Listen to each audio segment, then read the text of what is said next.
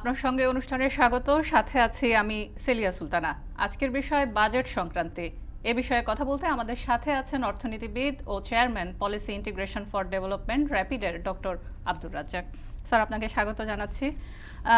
বিষয়টি হলো, যেহেতু আজকে আমরা বাজেটের ঠিক আগের দিন, মানে সংক্রান্তি বলতে যেটি বোঝায় একটি থেকে আরেকটি জায়গায়, একটি ঋতু একটি সময় থেকে আরেকটি সময় পদার্পণ করা, এগিয়ে যাওয়া, কেমন দেখছেন এবারের বাজেট যেটি শেষ হলো সেটিকে কিভাবে মূল্যায়ন করবেন এবং সামনের বছরের যে বাজেট সেটি কিভাবে আমরা আসলে পরিকল্পনা করতে পারি, চিন্তা করতে পারি? শুরুতেই যদি বলি যে এই বছরে যে বাজেটটি সম্পন্ন করছি আমরা, সেটি কিভাবে মূল্যায়ন করবেন, কিভাবে দেখছেন? সেলিয়া, প্রথমে আপনাকে ধন্যবাদ আমাকে আপনার অনুষ্ঠানে আমন্ত্রণ জানানোর জন্য। এই যে গেল বছরের যে বাজেট এবং গেল বছর যেটা গেল, আমি মনে করি এটা আমাদের জন্য একটা মিসড অপরচুনিটি ছিল, একটি হারানোর সুযোগ। আমাদের সুযোগ ছিল আমাদের ম্যাক্রো ইকোনমিক স্ট্যাবিলিটি ঠিক করা, কিন্তু আমরা দেখলাম যে এক বছর পরেও আমাদের যে মূল্যস্ফীতির যে প্রেশার, আমাদের যে বৈদেশিক রিজার্ভের যে ক্রাইসিস, সেখান থেকে কিন্তু আমাদের অর্থনীতিতে আমরা ফিরে আসতে পারি নাই। বরং সেই চ্যালেঞ্জগুলো আরেকটু প্রকট হয়েছে এবং এই প্রকটতারভাবেই আমাদের কিন্তু এখন সামনের বছরের জন্য বাজেটে যেতে হচ্ছে আর কি। কাজে পুরনো বছরের চ্যালেঞ্জগুলো তো আমাদের সামনে থাকলোই, তারপরে এখন আমাদের চিন্তা করতে হবে যে এই চ্যালেঞ্জগুলো থেকে আমরা কীভাবে বের হব এবং তারপরে আমরা আমাদের অভিষ্ট লক্ষ্যমাত্রায় কীভাবে পৌঁছাতে পারবো। আমাদের যে বললেন যে প্রকট হয়েছে, এই প্রকটটি কি সামনের বছরের যে বাজেট, সে বাজেটের মধ্যে কি আমরা এই চাপগুলো দেখতে পাবো? আপনার কি মনে হয় প্রভাব কতটা করবে? অবশ্যই আমি মনে করি যে এই বছরের যে বাজেট, মানে সামনের বছরের যে বাজেট অর্থমন্ত্রী ঘোষণা করতে যাচ্ছেন, সেখানে আমরা দেখব স্বাদ এবং সাধ্যের মধ্যে যে শাশ্বত লড়াই, সেটা অত্যন্ত প্রকটভাবে প্রস্ফুটিত হবে। এর একটি প্রধান কারণ হচ্ছে যে গত এক বছরে আমি একটু আগে যেটা বলেছি, আমাদের সামনে কিন্তু যে সময়টা ছিল সেখানে আমরা কয়েকটি জিনিস দেখেছি। একটি ছিল সেখানে পলিসি ইনার্শিয়া এবং পলিসি ডেলেমা। আমরা পলিসিগুলোকে শক্তভাবে নিব কিনা, কোন পলিসিটা নিলে কাজ করবে, এটা চিন্তা করতে আমরা অনেক সময় ব্যয় করেছি। আরও একটি কারণ ছিল সেলিয়া, সেটা হচ্ছে যে আপনি জানেন যে ইলেকশনের আগে যে কোনো গণতান্ত্রিক ব্যবস্থায় সরকারের জন্য কঠিন সিদ্ধান্তগুলো নেওয়া কিন্তু সম্ভব হয় না। কাজে সংস্কার সংক্রান্ত প্রশ্ন যখন আসে, তখন সরকার সবচেয়ে চেষ্টা করেন যে ইলেকশনের বৈতরণী পার হওয়ার পরে সেই সংস্কারগুলোকে চালু করা। এই ক্ষেত্রেও সেটা ছিল। কাজে নতুন অর্থমন্ত্রীর জন্য এখন কিন্তু একটা সুযোগ আছে। প্রথম কথা, উনি নতুন, কাজে ওনার কোনো লেগাসি নাই যে বাংলাদেশ যে দুর্যোগ মধ্যে যাচ্ছে সেখানে কিন্তু ওনার কোনো রোল ছিল না। কাজে উনি জিনিসটাকে নতুনভাবে দেখছেন, সেটা একটি ভালো দিক। আরেকটি ব্যাপার হচ্ছে, আমরা যদি কঠিন সংস্কার করতে চাই তাহলে ইলেকশনের পরের 2 বছরই হচ্ছে সবচেয়ে ভালো সময়। তো সেই দিক থেকে চিন্তা করলেও এটি একটি ভালো একটি সময় যদি আমরা সংস্কারগুলোকে নিয়ে চিন্তা করতে পারি। স্যার, আপনি যেমন বলছিলেন যে আমরা গত যে বাজেটটি দিয়েছি সেটা অনেকটা নির্বাচনী বাজেট বলা যেতে পারে, এবং সেটি কিন্তু একটু সরকার সবসময় একটু বড় করেই দেখেন এবং সবসময় এক্সিকিউশনটাও সেভাবে করার চেষ্টা করেন। মাঝখানে নির্বাচন গেছে, আমরা সবসময় দেখেছি যে এই সময়টি সবসময় বাজেট ইমপ্লিমেন্টেশন সবচাইতে কম হয় নির্বাচনী সময়গুলোতে, এবং জিডিপির হার সব কিছু এক ধরনের খুব টাইটেনিং অবস্থায় থাকে। আপনি বলছিলেন যে বেশ কিছু সংস্কারের সময় চলে গেছে, সেটি নির্বাচন বা বৈশ্বিক অর্থনীতি, আসলে নির্বাচন কোন দেশে চলছে বা চলছে না সে বিষয়টি আসলে বৈশ্বিক অর্থনীতি কখনোই মেজার করে না। সেই জায়গায় যে সংস্কারগুলো এবার আমরা কতখানি প্রয়োজন হবে? 2 বছর আপনি বলেছেন খুবই ক্রুশিয়াল টাইম, আমরা অলরেডি 2-3 বছর মূল্যস্ফীতির চাপে মধ্যে দিয়ে চলে এসেছি। আর কতটা আসলে নিতে পারবো আমরা? আমাদের ম্যাক্রো ইকোনমি আর কতটা সময় পাবে? অর্থমন্ত্রী নতুন, সরকারের প্রথম বাজেট এই মেয়াদে, সেক্ষেত্রে এটি আসলে কতটা চ্যালেঞ্জ হয়ে যাবে? আপনি ঠিকই বলেছেন। বৈশ্বিক অর্থনীতি দিয়ে শুরুটা ছিল আমাদের যে ইনিশিয়াল যে ক্রাইসিস, সেটা কোভিডের পরে রাশিয়া ইউক্রেন যুদ্ধের সংক্রান্ত একটা কিন্তু প্রভাব ছিল আমাদের, সেটা অস্বীকার করার কোনো উপায় নেই। কিন্তু পৃথিবীর সব দেশের জন্যই সেই প্রভাবটা কিন্তু ছিল। তারা তাদের পলিসির সক্ষমতার মাধ্যমে সেখান থেকে কিন্তু অনেকে বের হয়ে এসেছে। সেটা আপনি পশ্চিমা বিশ্ব বলেন বা আমাদের মতো উন্নয়নশীল দেশ যেগুলো আছে, তারাও কিন্তু সেই পলিসিগুলোকে শক্তভাবে নিতে পেরেছিল। শ্রীলঙ্কাকেও আমরা দেখেছি যে তারাও কিন্তু ব্যাক করেছে, তাদের বাউন্স ব্যাক তারা করেছে। এটাই হচ্ছে নিয়ম। যখন আপনি ক্রাইসিসের মধ্যে পড়বেন, আপনি যদি পলিসি নিতে যদি আপনার সংশয় থাকে, আমরা দেখে যেতেন বাংলাদেশের কনটেক্সট আমরা কি করেছি। সুদের হার আমাদের তো 6-9-এর মধ্যে আমরা অনেকদিন রেখেছিলাম, জি। এবং সেটার যে কনসিকুয়েন্সেস খারাপ হতে পারে এটা আমরা কিন্তু ইকোনমিস্টরা সবসময় বলে আসছিলাম। তারপরেও দেখুন, তারপরে যখন এটাকে আমরা বাজার ব্যবস্থা করার চেষ্টা করলাম, আমরা কোন পলিসি নিব সেটা নিয়ে আমাদের কিন্তু সংজ্ঞা ছিল। এই যে স্মার্ট পলিসি ইন্ট্রোডিউস করলাম, কিছুদিন পরে আমরা সেটাকে আবার বাতিল করে আরো মার্কেট ওরিয়েন্টেড করলাম আর কি। বিনিময় হারে আমরা চলে গেছি যে হ্যাঁ, ক্রলিং একইভাবে, পেগ পদ্ধতিতে আমরা বাজার অনেক পরে সরাসরি কিন্তু বাজারে আসলাম। জি। তো সুতরাং এই জন্য আমি বলছিলাম যে সেখানে পলিসি ইনার্শিয়া ছিল, পলিসি ডেলেমা ছিল, যেটা আমাদেরকে কিন্তু ভুগিয়েছে আর কি। এবং এটার সঙ্গে যোগ হয়েছে ইলেকশনের যে ইস্যুটা, যে ইলেকশনের আগে আমরা কঠিন সংস্কার করতে পারি কি না পারি সেটা। কিন্তু সেটা আমাদেরকে সামনের দিকে চিন্তা করতে হবে, আমাদেরকে মনে রাখতে হবে যে আমরা এরপরে কি করতে যাচ্ছি। জি। রিফর্ম না করে আমরা যদি এই বৈতরণী পার হতে চাই, আমাদের সামনে কিন্তু ভবিষ্যতে আরো বিপদ আসবে। আপনি দেখেছেন যে যেভাবে রিজার্ভের ফল হয়েছে, করেছে। তার মানে আমাদেরকে এখন শক্ত সিদ্ধান্তগুলো কিন্তু নিতে হবে, এবং এটা আমরা বাজেটে আগামীকালকে দেখতে চাই যে ওই সিদ্ধান্তগুলো সরকার কিভাবে নেবে। এই যখন সংস্কারের কথা আসে তখনই কিন্তু আইএমএফ এর কথা আসে, যেহেতু হচ্ছে আইএমএফ সবসময় বাজেটেরিয়ান একটা সাপোর্ট দেয়, রিজার্ভের ক্ষেত্রে একটি সাপোর্ট দেয়। সেক্ষেত্রে এই যে মানে খুব দ্রুত বলা যাবে না, অনেকটা দেরি করে কিন্তু আমরা খুব বিনিময় হার এবং হচ্ছে সুদের হার বাজার ভিত্তিক করেছি অ্যাট এ টাইমে, যখন কিনা আমাদের একটা ক্রুশিয়াল আমদানি রপ্তানিতে অনেক কমে এসছে, রপ্তানিও আমাদের অনেকটা ডেফিসিয়েট করে গেছে, আমদানির ক্ষেত্রে আমাদের নিয়ন্ত্রণ চলছে। এমন একটা মধ্যবর্তী অবস্থায় যখন সবাই ত্রাহি অবস্থা, তখন হঠাৎ করে এই সংস্কারগুলো সব একসাথে করার কি কোনো প্রভাব আছে কিনা? দেখুন, সংস্কার জন্য আইএমএফ, কারণ আমি বলছি যে ধীরে ধীরে হলে সে জিনিসটি আমাদের সবার জন্য হয়তো কিছুটা সহনীয় হয়, একসাথে হয়ে গেলে তখন সেটি নেওয়ার মতো আমাদের সে সক্ষমতা এই মুহূর্তে আছে কিনা, কারণ আমরা অলরেডি অনেকটা সময় খুব ক্রুশিয়াল পার করে এসেছি। দেখুন, সংস্কারের জন্য আইএমএফ কে দোষ দিয়ে লাভ নেই।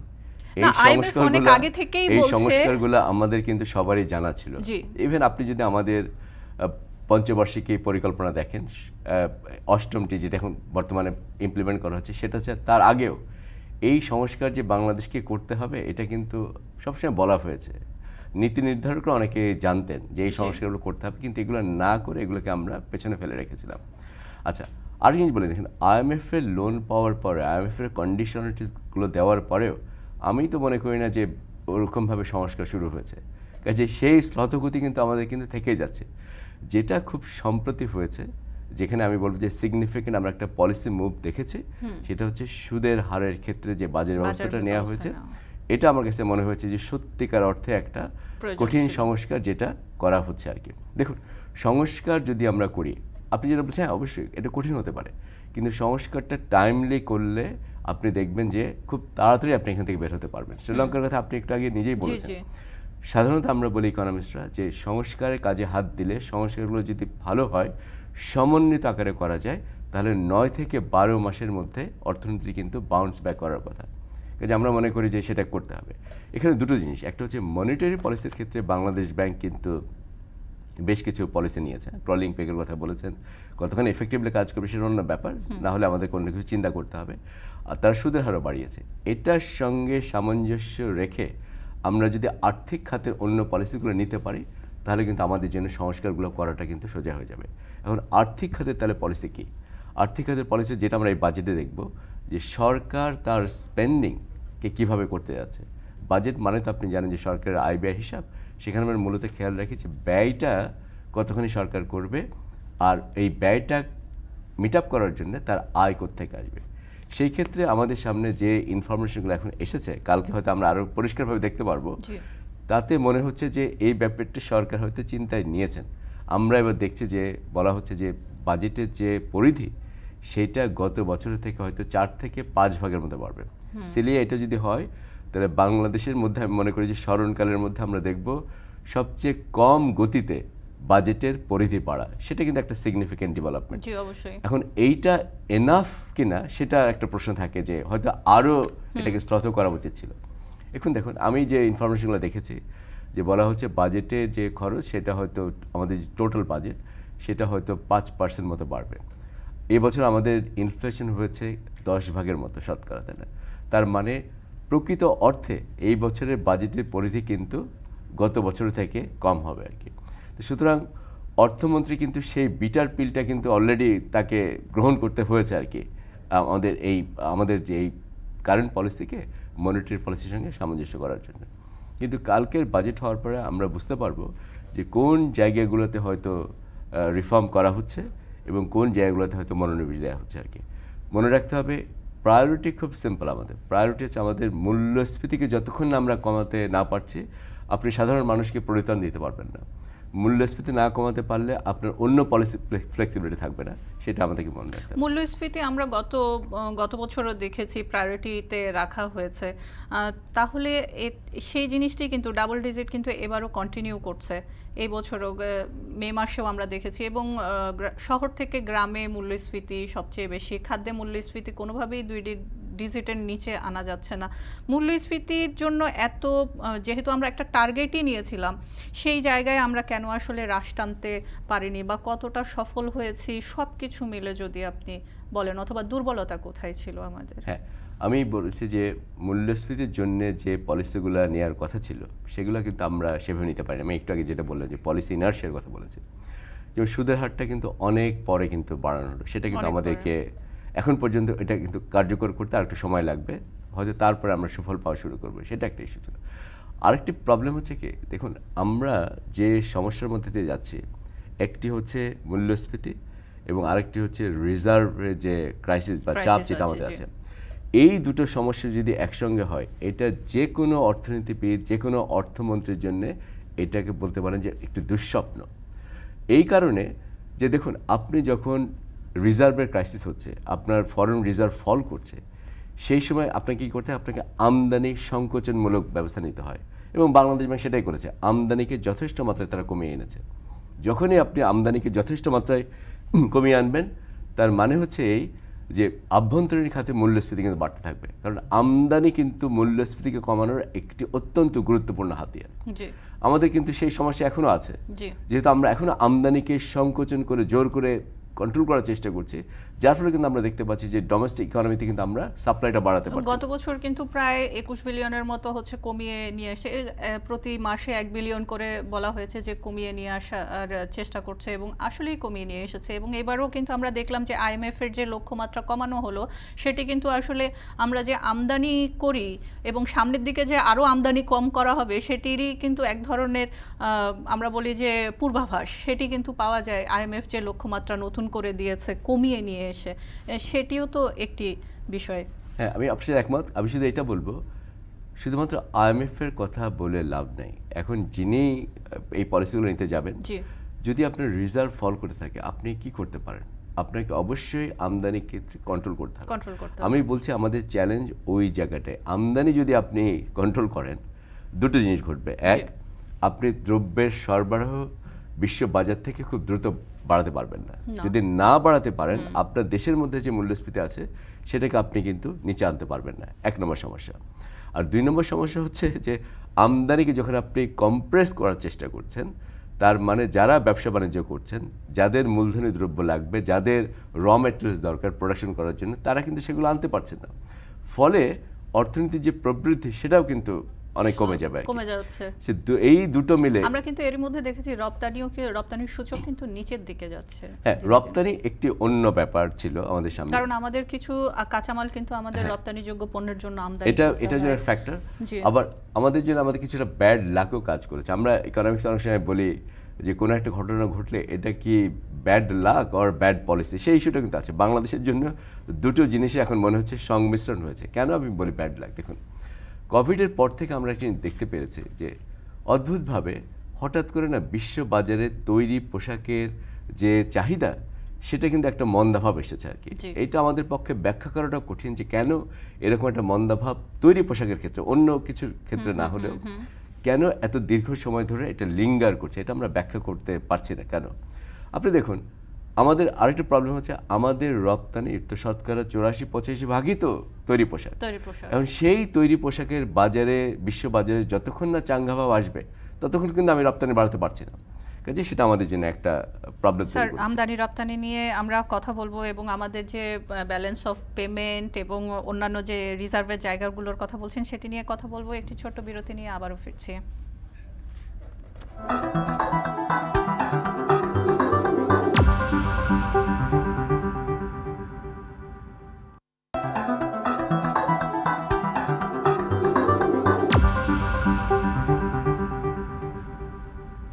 বিরতির পর আবারও ফিরে এলাম। আমরা কথা বলছিলাম বাজেট সংক্রান্তি, বাজেটের শেষ দিন এবং নতুন বাজেটের শুরু।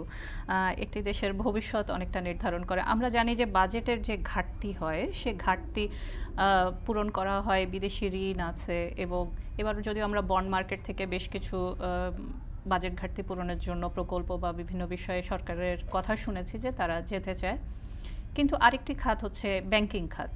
ব্যাংকিং খাত খুবই গুরুত্বপূর্ণ। এই মুহূর্তে ব্যাংকিং খাত কতটা সহায়তা বা ঘাটতি পূরণের জন্য নিজে সহায়তা করতে সক্ষম আপনার কাছে মনে হয়? হ্যাঁ, আমরা বাংলাদেশ উন্নয়নশীল দেশ হিসেবে আমরা মোটামুটি একটা ডেফিসিট বাজেট সবসময় মেনটেন করি আর কি। সো ডেফিসিট বাজেটটা মানে হচ্ছে সরকার যে পরিমাণ রাজস্ব আহরণ করতে পারেন ট্যাক্স এবং তার নন ট্যাক্স সোর্স থেকে, তার থেকে আমরা বেশি খরচ করি এবং এই যে ঘাটতি হয় এই ঘাটতিটা আমরা পুষিয়ে নেওয়ার জন্য আমরা বিদেশ থেকে দেনা করি, আমরা এমনকি আভ্যন্তরীণ বাজার থেকে আমরা দেনা করি।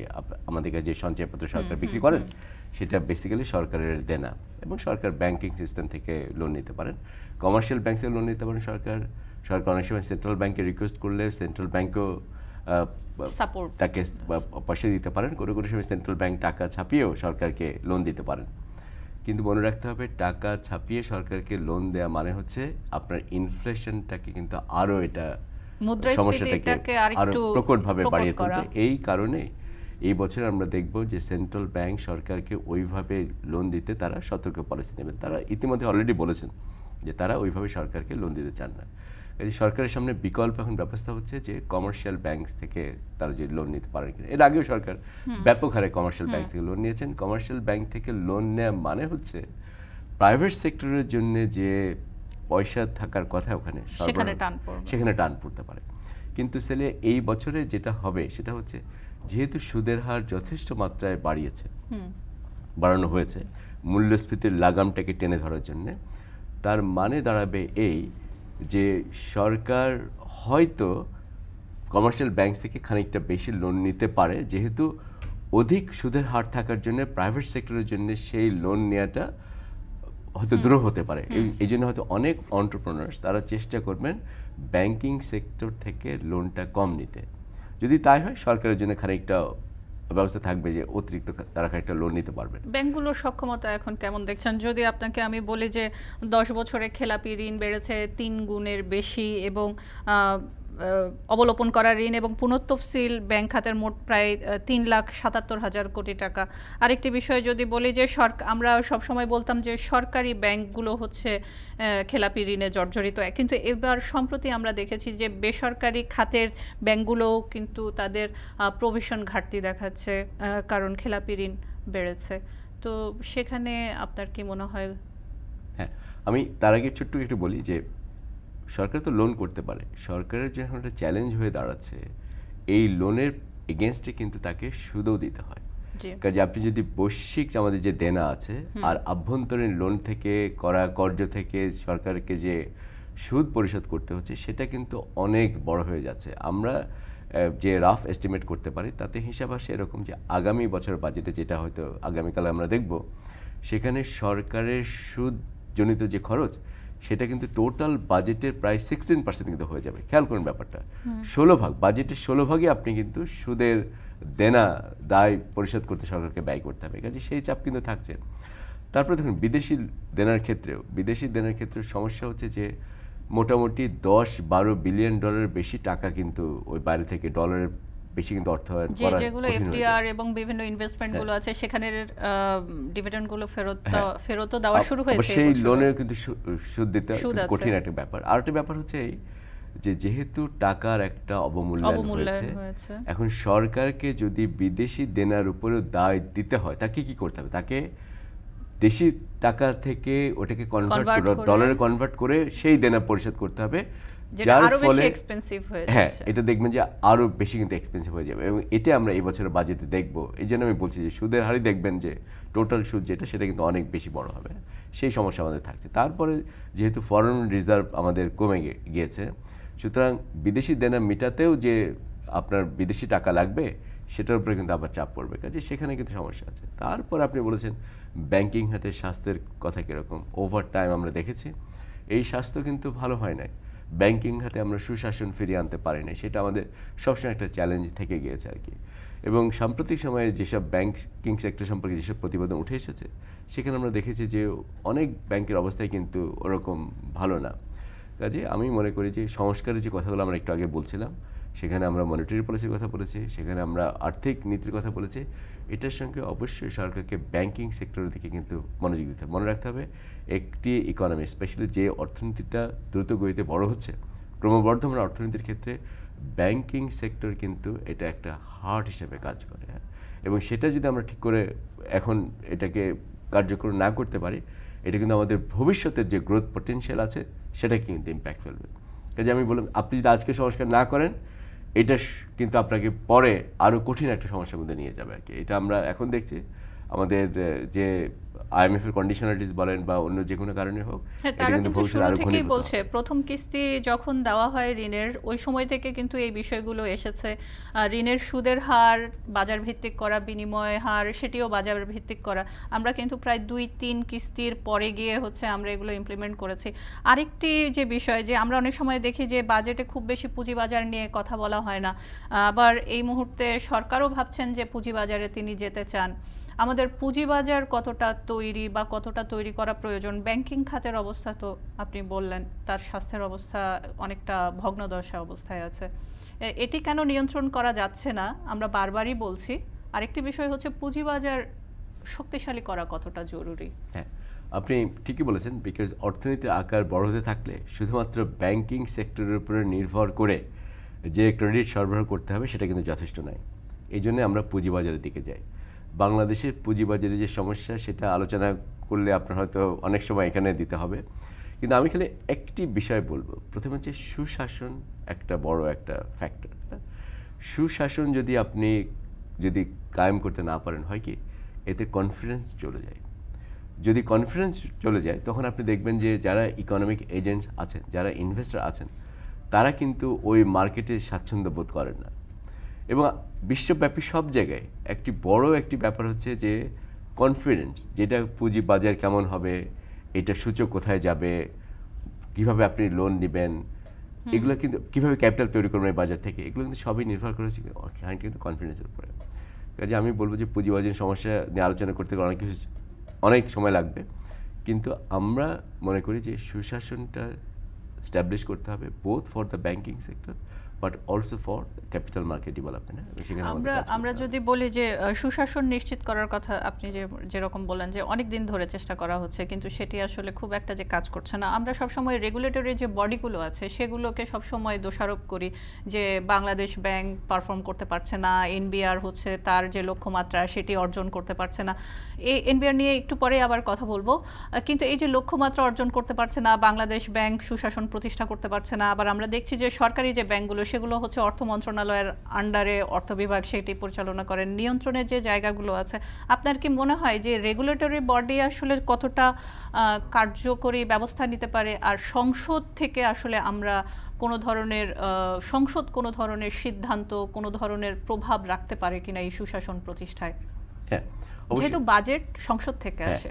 অবশ্যই দেখুন, ডেমোক্রেটিক সিস্টেম, আমাদের পার্লামেন্টারি ডেমোক্রেসিতে সংসদকে ওভারসি করতে হবে এবং এটা অত্যন্ত গুরুত্বপূর্ণ। তারা এই অ্যাকাউন্টেবিলিটিটাকে এস্টাবলিশ করতে পারে এবং বিশ্বের সব জায়গায় আপনি দেখবেন যে সংসদীয় কমিটি যেগুলো করা হয়, তারা অত্যন্ত ক্ষমতাশালী।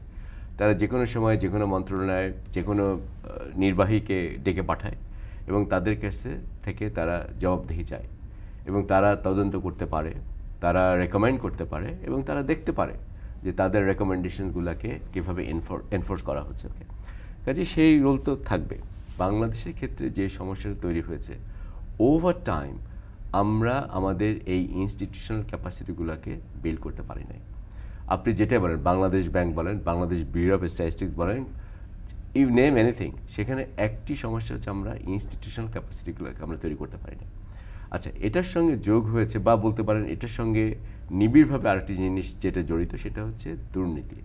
আমরা যদি দুর্নীতিকেও যদি ট্যাকল করতে না পারি, তাহলে হবে কি, আপনার ইনস্টিটিউশন থাকতে পারে, কিন্তু ওই প্র্যাকটিসগুলো থাকলে তখন সেটা ইনস্টিটিউশনসকে আন্ডারমাইন করে এবং আন্ডারমাইন করলে ইনস্টিটিউশন তার সে পুরনো ঐতিহ্য বা বা তার যে কারণে তাকে তৈরি করা হয়েছে সেখানে কিন্তু সে এফেক্টিভ রোল প্লে করতে পারে না, তাই না? তো সো দুটো জিনিস মনে রাখতে হবে যে আমাদের ইনস্টিটিউশনাল ক্যাপাসিটিও যেমন ইম্পর্টেন্ট, এটার সঙ্গে আমরা যে ম্যাল প্র্যাকটিসেস যেগুলো আছে সেগুলোকে আমরা কীভাবে ট্যাকেল করব সে একটা বিষয় আছে। আবার দেখুন তার সঙ্গে একটি ব্যাপার হচ্ছে যে রেগুলেটরি বডিতে আমাদের কিন্তু যথেষ্ট মাত্রায় ভালো হিউম্যান রিসোর্সেস দরকার, রিয়েলি ভালো লোকজন, তাদের জন্য ইনসেন্টিভ স্ট্রাকচারের ব্যাপার আছে। বাংলাদেশে দেখুন আমি মনে করি যে যেভাবে ব্রেন ড্রেন হচ্ছে, তাই না, এটা আপনি সবাই জানি, সবাই আমরা যারা ভালো সেটা ডাক্তার ইঞ্জিনিয়ার থেকে আরম্ভ করে ইভেন জেনারেল অন্যান্য যেসব ডিসিপ্লিনের মধ্যে যাদেরই সুযোগ আছে তারা বাইরে চলে যাচ্ছেন, তারা কিন্তু দেশে ফিরে আসছেন না, কাজে সেখানেও কিন্তু আমাদের একটা বড় একটা কিন্তু ঘাটতি থেকে যাচ্ছে। এবং এটা হচ্ছে যে ওভারঅল যে আমাদের যে সিস্টেম যেখানে দাঁড়িয়েছে এটাও কিন্তু তাদেরকে ডিসইনসেন্টিভাইজ করছে আর কি দেশে ফিরে এসে নতুন কিছু করতে। এবং মেধারও কিন্তু একটা ইস্যু আছে। আমরা কি সামনে এরকম মেধা ঘাটতিতে পড়তে যাচ্ছি? আমার তো মনে হয় যে আমরা অলরেডি অনেক বেশি মেধা ঘাটতির মধ্যে আছি। আপনি দেখুন আমাদের অনেক এন্টারপ্রেনার্স আপনাকে বলবেন যে তারা যখন লোকাল মার্কেট থেকে লোকজনকে হায়ার করতে চায়, ডিসপাইট দ্য ফ্যাক্ট যে এখানে অনেক লোকের ডিগ্রি আছে, অনেকের রেজাল্ট ভালো করছে, তারা বলছেন তারা সেরকম কোয়ালিফাইড লোকজন পাচ্ছেন। আপনি যখন অনেক সময় আপনারা রিপোর্ট করেছেন এডুকেশনের সাথে আমাদের এক ধরনের কর্মক্ষেত্রের যে জায়গা চাহিদা সেটির একটি বিশাল ঘাটতি আছে। আমরা একটি ছোট্ট বিরতি নিব, বিরতির পর আমরা ফিরে সংসদ কতটা কি করতে পারে, এনবিআর এর যে লক্ষ্যমাত্রা সেটি কখনোই কেন পূরণ হয় না, এই বিষয়গুলো নিয়ে কথা বলবো। ফিরছি ছোট্ট বিরতির পর।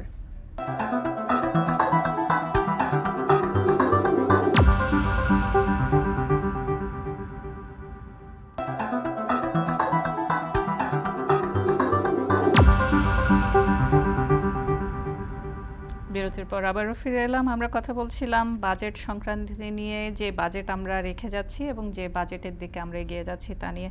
একটি বিষয় নিয়ে কথা বলছিলাম আমরা, যে সংসদ কতটা এই আর্থিক খাতগুলো যেগুলো আসলে বাজেট ঘাটতি লক্ষ্য পূরণ সব কিছুর সাথে জড়িত, সংসদ কতটা কার্যকর ব্যবস্থা বা নীতি সিদ্ধান্ত নিতে পারেন। আমরা অনেক সময় দেখি যে আমরা একটা লক্ষ্যমাত্রা নির্ধারণ করি, এনবিআর এর ক্ষেত্রে যেটি হয় যে লক্ষ্যমাত্রা নির্ধারণ করা হয় সেটি আবার বছরের মাঝামাঝি এসে আবার কমিয়ে সেটি আবার আরেকটা নতুন লক্ষ্যমাত্রা নির্ধারণ করা হয়। তার মানে এনবিআর কিন্তু বলছে যে তার সেই সক্ষমতা নেই যে আপনি লক্ষ্যমাত্রা দিবেন। এনবিআর এর চেয়ারম্যানও কিন্তু এর মধ্যে বলেছেন যে আপনি এই বছর আমি কতটুকু লক্ষ্য পূরণ করেছি, যতটুকু পূরণ করেছি সে হিসেবে আপনি বাড়িয়ে নেন। এই যে এক ধরনের লক্ষ্যমাত্রা আমরা নির্ধারণ করি প্রকল্পের ক্ষেত্রেও বা অন্যান্য ক্ষেত্রগুলো, আমি এটি উদাহরণ বললাম এনবিআর এর ক্ষেত্রে, অন্যান্য প্রকল্পের ক্ষেত্রে দেখি আমরা সময় এক্সটেন্ড করে যাচ্ছে, এক্সপেন্ডিচার অনেক বেশি বেড়ে যাচ্ছে। আমি যদি এবছর ছোট বাজেটও করি, এই যে লক্ষ্যমাত্রা নির্ধারণের যে এক ধরনের মেধা ঘাটতি নিয়ে বলছিলেন, সেই জায়গায় আমরা আসলে কিভাবে এটি কমিয়ে নিয়ে আসবো? লক্ষ্যমাত্রার সাথে আমাদের অর্জন কোনোভাবেই মিলছে না, আবার সেটি কমানো হচ্ছে, এটি আসলে দুর্বলতা কোথায়?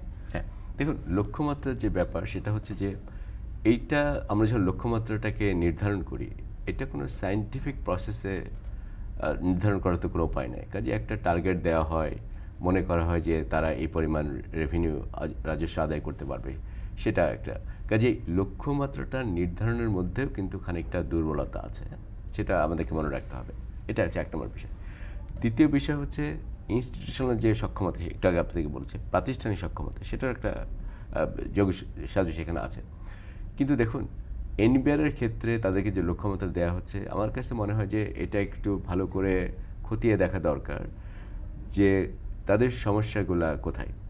একটা জিনিস হচ্ছে, এটা কিন্তু সত্যি যে ওনারা যখন বলেন তাদের যথেষ্ট ম্যান পাওয়ার নেই, আমি এর সঙ্গে একমত আর কি। হ্যাঁ, যে পরিমাণ লোক এখন দরকার, লোকবল দরকার, যে পরিমাণ অন্যান্য প্রাতিষ্ঠানিক কাঠামো দরকার, সেই কাঠামোগুলোর মধ্যে কিন্তু ঘাটতি আছে। কাজে এনবিআর বলতেই পারে যে তাদের আরও সাপোর্ট দরকার, না হলে তারা অতিরিক্ত রাজস্ব আদায় করতে পারবে না, সেটা একটি ইস্যু।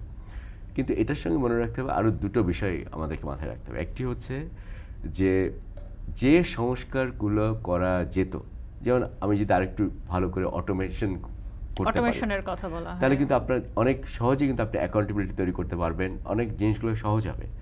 অটোমেশন না করা মানে হচ্ছে যেটা হয় যে অনেক সময় যারা ট্যাক্স পেয়ার এবং যিনি এটা দেখছেন তাদের মধ্যে সরাসরি একটা যোগসূত্র থাকে। আমরা সবসময় বলেছি যে এটা ভাঙতে হবে। অটোমেশন করলে জিনিসটাকে ডিজিটালাইজেশনের মাধ্যমে আপনি কিন্তু নির্ধারণ করতে পারেন যে কি হবে, এবং আপনি অনেকগুলা যে অনাকাঙ্ক্ষিত যে যোগসূত্র এবং এবং ভোগান্তি, এই দুটোকে কিন্তু আপনি খানিকটা কমিয়ে আনতে পারেন এবং সেখানে গতি আনা যায়। তো সেই কাজগুলো কিন্তু আমরা মানুষের করতে মধ্যে পারি। কিছুটা ভীতি আছে ট্যাক্স পের ক্ষেত্রে এইসব কারণে। আরেকটা ব্যাপার হচ্ছে কি জানেন, আরেকটা ব্যাপার হচ্ছে যে যারা নীতি তৈরি করছেন জি। এবং যাদেরকে বাস্তবায়ন করতে বলেন, তারা যদি একই প্রতিষ্ঠান থেকে হয়, একই লোকবলের অংশ হয়, তাহলে কিন্তু এটা ভালো পদ্ধতি আপনাকে দিতে পারবে না। এবং এনবিআর ক্ষেত্রেও কিন্তু তাই হচ্ছে, যার ফলে ওনারা যে নীতিগুলোকে তৈরি করে ইমপ্লিমেন্ট করার চেষ্টা করছেন, এগুলোর সঙ্গে অন্য এলাকার যে নীতি আছে সেগুলো কিন্তু পুরোপুরি পূরণ করা যাচ্ছে। যেমন আমি আপনাকে বলি, বাংলাদেশে আমরা আমাদের নতুন একটা নীতি নিয়েছি, গত বছরই বাংলাদেশ সরকার গ্রহণ করেছে, যেটার মাধ্যমে বলা হয়েছে যে ট্যারিফগুলোকে রেশনালাইজ করা হবে, আমদানি শুল্কগুলোকে। কারণ অনেক বেশি আমদানি শুল্ক রাখলে সেটা রপ্তানির জন্য একটা ডিসইনসেন্টিভ তৈরি করে। কিন্তু দেখুন, ওইটার ইমপ্লিমেন্টেশন নিয়ে কিন্তু অত বেশি কাজ হচ্ছে না। হ্যাঁ, কিন্তু ওইটাকে যতক্ষণ না পর্যন্ত আমরা এনবিআর এর বিভিন্ন লক্ষ্যমাত্রা বা অবজেক্টিভ কী হবে, যতক্ষণ না পর্যন্ত আমরা একভাবে চিন্তা না করতে পারলে, তাহলে কিন্তু আমাদের ওখানে ওই যে ট্যারিফ পলিসি রিফর্ম বলেন আর আমাদের যে রাজস্ব আদায়, এই দুটোর মধ্যে কিন্তু আমরা কোনো যোগসূত্র খুঁজে পাবো না কি, সেদিকে আমাদের মনোনিবেশ করতে হবে আর কি। তো সুতরাং এটা সত্যি কোনো কোনো ক্ষেত্রে আসলে হয়তো ওনাদের সাপোর্ট দরকার, তাহলে আর একটু বেগবান হতো। কিন্তু ইন জেনারেল ইনস্টিটিউশনাল ক্যাপাসিটিকে আমাদের নতুনভাবে চিন্তা করতে হবে আর কি, তাদের ইন্ডিপেন্ডেন্স এবং অ্যাট দ্য সেম টাইম যে কীরকম রেগুলেটরি মেজার্স থাকলে একটু ধরেন ম্যাল প্র্যাকটিসগুলো কম হবে, আর একটু অ্যাকাউন্টেবিলিটি বাড়বে, সেক্ষেত্রে ডিজিটালাইজেশনের কী রোল হতে পারে, হ্যাঁ, সেই জিনিসগুলো নিয়ে আমাদের চিন্তা করার সময় এসেছে। আরেকটা বিষয় নিয়ে আমি বলছিলাম যে আমরা এবার বাজেট ছোট করছি। আমরা অনেক সময় পূর্ব অভিজ্ঞতাগুলো বলে যে আমাদের অনেক ধরনের পরিকল্পনা নেওয়া হয়, বাস্তবায়ন করা হয়, সেগুলোর এক্সপেন্ডিচার অনেক বেশি বেড়ে যায় এবং কখনো কখনো আমরা দেখি যে সেগুলো কাজ করে না, মানে ফলপ্রসূ হয় না। অনেক ধরনের হাওড়ে বাদ দিয়ে ফেলছি বা যেইভাবে আমরা স্ট্রাকচার করছি সেগুলো পরবর্তীতে দেখা যায় আমাদের জন্য ঝুঁকির কারণ হয়ে দাঁড়ায়। তো সেক্ষেত্রে হচ্ছে আমি বাজেট ছোট করছি, পরিকল্পনা, এডিপি, লক্ষ্যমাত্রা সব কিছু ছোট করছি। আমাদের যে পরিকল্পনাগুলো নেওয়া হয় সেগুলো আরও কতটা ইফিশিয়েন্টলি নেওয়া সম্ভব বা কোন কোন জায়গাগুলোতে আসলে ঘাটতি থাকার কারণে আমরা ভুল প্রকল্প বা ভুল সিদ্ধান্তগুলো আমাদের এই বাজেটের উপর তো অন্যতম একটি চাপ বাড়ায়। এই জায়গাটি কিভাবে রিফর্ম করা একটি ব্যাপার হচ্ছে বাজেটের যে আকার সেটা ছোট, আপনি বলতে পারেন তুলনামূলকভাবে ছোট করা হচ্ছে, যে রেটে এটা বড় হচ্ছিল সেটা না হয়। তো সেটা একটা ইস্যু আছে। বাজেটের ইমপ্লিমেন্টেশনের একটা বড় চ্যালেঞ্জ আছে। যে বাজেটটা দেওয়া হয় সেটার ৮০ থেকে ৮২ বা ম্যাক্সিমাম হয়তো ৮৪-৮৫% আমরা ইমপ্লিমেন্ট করতে পারি, বাকিটা ইমপ্লিমেন্ট করতে পারি না। এর আগে আমরা এটাও দেখেছি যে স্বাস্থ্য মন্ত্রণালয়ের জন্য অতিরিক্ত বরাদ্দ দেওয়ার পরেও সেটা কিন্তু খরচ করতে তারা পারে না। বাজেট আবার ফেরতও আসে, শিক্ষার ক্ষেত্রেও এভাবে ফেরত আসে। সুতরাং আপনি দেখেন ওই সক্ষমতাটা আমাদের কিন্তু তৈরি হয় না। আচ্ছা, তারপরে যেটা আছে দীর্ঘসূত্রিতা, যে ইমপ্লিমেন্টেশন পিরিয়ড ওভার টাইম বাড়তে থাকে। আপনি যতদিন ইমপ্লিমেন্টেশন পিরিয়ড বাড়া মানে হচ্ছে খরচ কিন্তু বাড়তে থাকবে, সেই জায়গাটা আমাদের কিন্তু যথেষ্ট পরিমাণে ঘাটতি আছে। প্রজেক্ট ইমপ্লিমেন্টেশনকে মনিটর করার জন্য যে পরিমাণ ক্যাপাসিটি আমাদেরকে দরকার সেটা কিন্তু আমাদের নেই। ক্যাপাসিটির সঙ্গে আরেকটা ব্যাপার হচ্ছে অ্যাকাউন্টেবিলিটি। দেখুন, আপনার ক্যাপাসিটি থাকতে পারে, কিন্তু কোনোভাবে যদি কোনো ম্যাল প্র্যাকটিসের মধ্যে থেকে আপনি যদি সেই ক্যাপাসিটিকে পুরোপুরি যদি কাজ করতে না দেন, তাহলে কিন্তু ওভারঅল ইনস্টিটিউশনাল দক্ষতাই কিন্তু অনেক কমে যাবে। বাংলাদেশের ক্ষেত্রে আমাদের মনে হয় যে দুটো জিনিস একসাথে ঘটেছে আর কি, ইনস্টিটিউশনাল ক্যাপাসিটি নাই, আবার অনেক রকমের ম্যাল প্র্যাকটিস আছে এবং যেগুলোকে আমরা ঠিক কঠোরভাবে দমন করতে পারি না। হ্যাঁ, তো সব কিছু মিলে হচ্ছে আমরা এই জায়গাটায় এখন এই প্রজেক্টগুলো যদি সঠিকভাবে বাস্তবায়ন না হয় সেটার ইম্প্যাক্টটা কী? সেটার ইম্প্যাক্ট হচ্ছে, দেখুন, ওখান থেকে যে পরিমাণ প্রবৃদ্ধি হওয়ার কথা ছিল, আমাদের গ্রোথকে যেভাবে তারা কন্ট্রিবিউট করার কথা, সেটা কিন্তু হচ্ছে না। প্রজেক্টগুলোকে এফেক্টিভলি ইমপ্লিমেন্ট না করতে পারা মানে হচ্ছে ওখান থেকে সাধারণ মানুষ যেভাবে বেনিফিটেড হওয়ার কথা ছিল তারা কিন্তু সেভাবে বেনিফিট হচ্ছে না। প্রজেক্টগুলোকে সঠিকভাবে ইমপ্লিমেন্ট করতে না পারার কারণ হচ্ছে দীর্ঘসূত্রিতা, খরচ বাড়ছে এবং তারপরে দেশের মানুষের কিন্তু দেনা বাড়ছে। এই তিনটে জিনিসই বাংলাদেশে হচ্ছে আনফরচুনেটলি। যদি এই জিনিসটি হয়, মানুষের কথা যেহেতু বললেন, একটু আমরা যদি মূল্যস্ফীতির দিকে ফিরে আসি, আপনি বললেন যে বাজেটের যে বরাদ্দ সেটি স্বাস্থ্য এবং শিক্ষা খাতে ব্যবহার পুরোপুরি করা সম্ভব হয় না, তাদের সক্ষমতা এবং সক্ষমতার অভাবের কথাই তারা বলেন। আমরা দীর্ঘ সময়ে যে মূল্যস্ফীতি দেখছি, আমার নিজের যে অভিজ্ঞতা সেটি যদি বলি যে এই মূল্যস্ফীতি এখন মানুষের শুধু খাদ্য বা হচ্ছে নন ফুড কমোডিটি যেগুলো আছে সেগুলোর না, মানুষের শিক্ষা, স্বাস্থ্য, অন্যান্য জায়গায় কিন্তু গিয়ে হিট করছে।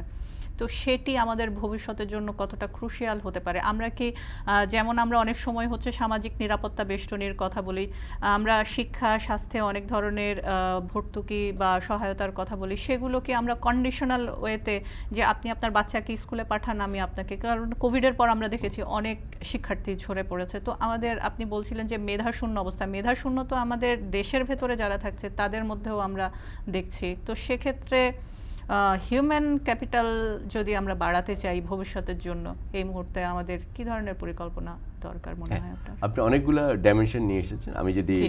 একটা একটা করে যদি বলতে পারি। প্রথমে হচ্ছে যে আমরা যে একটা সিস্টেম তৈরি করেছি এখন, আপনি বলেছেন যে হ্যাঁ মূল্যস্ফীতি অনেক বেশি বাড়ছে। মূল্যস্ফীতি বাড়া মানে হচ্ছে কিন্তু প্রকৃত আয় কমে যাওয়া, এবং সেটা নিয়ে আমরা সবাই আমাদের মজুরি কিন্তু মূল্যস্ফীতির তুলনায় অনেক অনেক অনেক কম। কম। হ্যাঁ, আচ্ছা, এখন এটার সঙ্গে আমি একটু বলতে চাই, দেখুন যেটা আমরা করতে পারি নাই, আমরা এতদিন অনেক বেশি প্রবৃদ্ধি, গ্রোথ, সেখানে আমরা ফোকাস করেছি। কিন্তু গ্রোথের সঙ্গে যেটা আমাদেরকে ফোকাস করা দরকার ছিল, এই গ্রোথ থেকে কারা বেনিফিটেড হচ্ছেন, যেটাকে আমরা বলি যে খানিকটা বন্টন।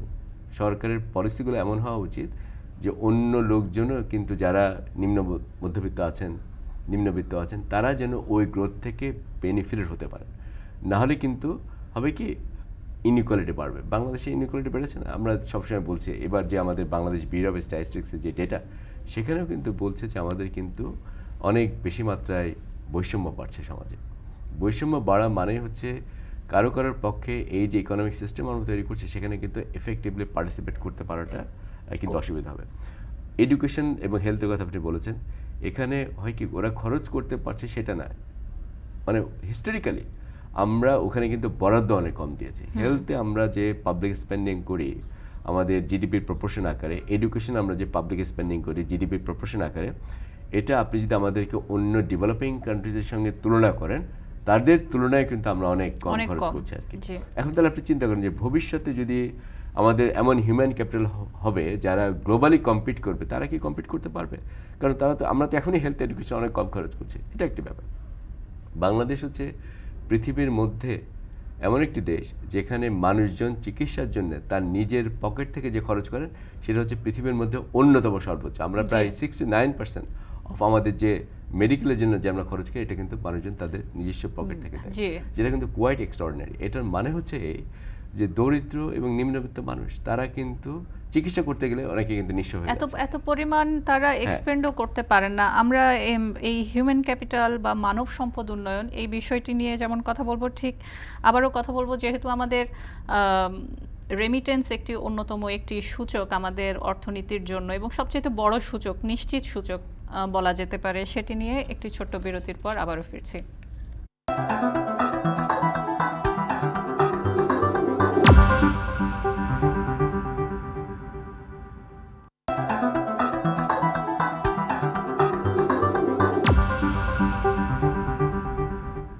বিরতির পর আবারও ফিরে এলাম। আমরা কথা বলছিলাম বাজেট নিয়ে, নতুন অর্থ বছরের বাজেট কেমন হবে। এই পর্বে, শেষ পর্বে অনেকটা আমরা কথা বলতে চাই আমাদের সবচাইতে বড় যে নিশ্চিত রিজার্ভের কথা বলছেন, সেটি অনেকটা তুলে রেখেছে, নিজেদের কাঁধে তুলে নিয়েছে বললেও ভুল হবে না। সেটি হচ্ছে রেমিটেন্স এবং আমাদের প্রবাসী কর্মীরা, প্রবাসী শ্রমিকরা। হিউম্যান ক্যাপিটালের কথা বলছিলাম। এই হিউম্যান ক্যাপিটালের দিকে যদি আমরা এই মুহূর্তেও জোর না দেই, দীর্ঘ সময় আমাদের খাদ্য, তারপরে শিক্ষা, সব কিছু এভাবেই চলছে, হিউম্যান ক্যাপিটালটা কতটা ইম্প্যাক্ট ফেলছে এই মুহূর্তে? যদি আমরা গত 10-20 বছরে এই যে লাখ লাখ মানুষ প্রতি বছর বিদেশে পাড়ি জমান, যেই রেমিটেন্স আসে, সেটি হিউম্যান ক্যাপিটাল বা এই স্বাস্থ্য, শিক্ষা, এই জিনিসগুলো নিশ্চিত হলে কি আরও বেশি বাড়তে পারতো? যে প্রথমে বলি যে হ্যাঁ, আপনি ঠিক বলেছেন, রেমিটেন্স বাংলাদেশের অর্থনীতির একটি অন্যতম প্রধান চালিকা শক্তি।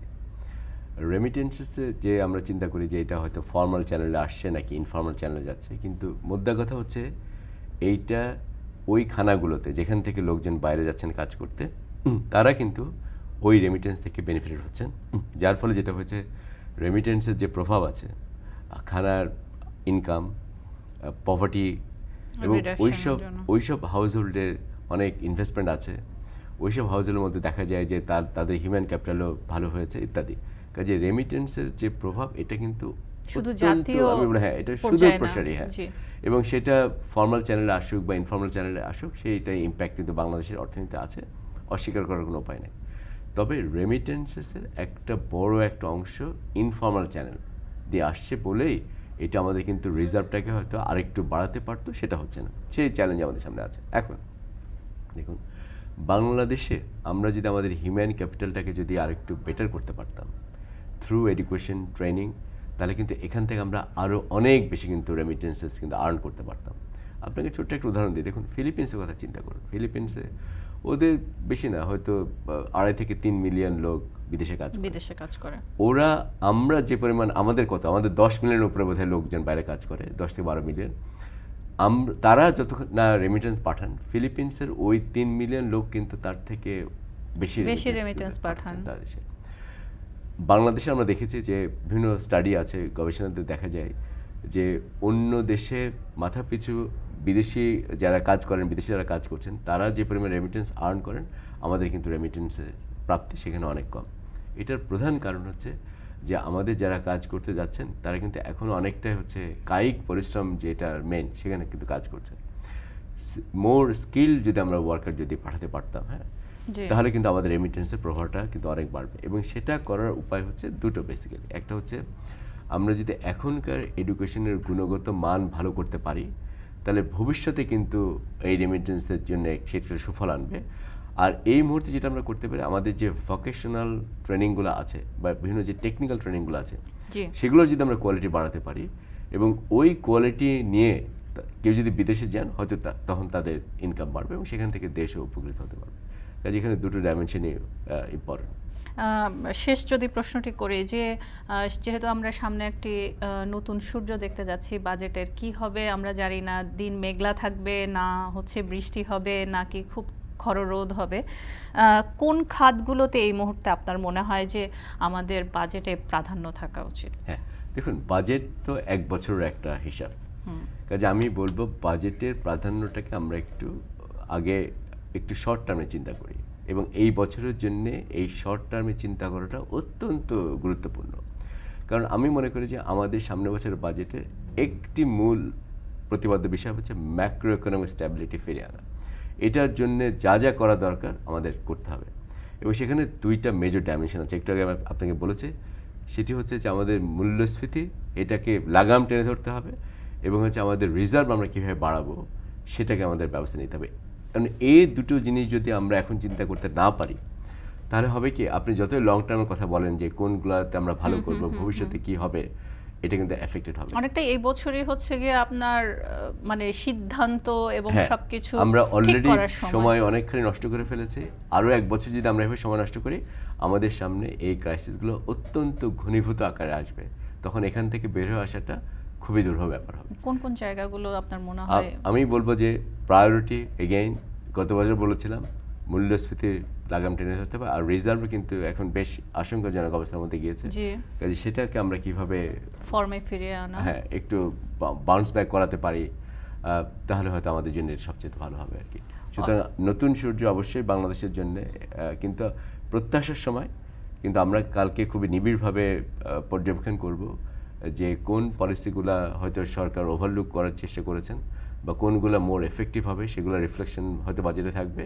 তারপর হয়তো আলোচনাটাকে আমরা আরেকটু ফলপ্রসূ করতে পারবো। অসংখ্য ধন্যবাদ আপনাকে।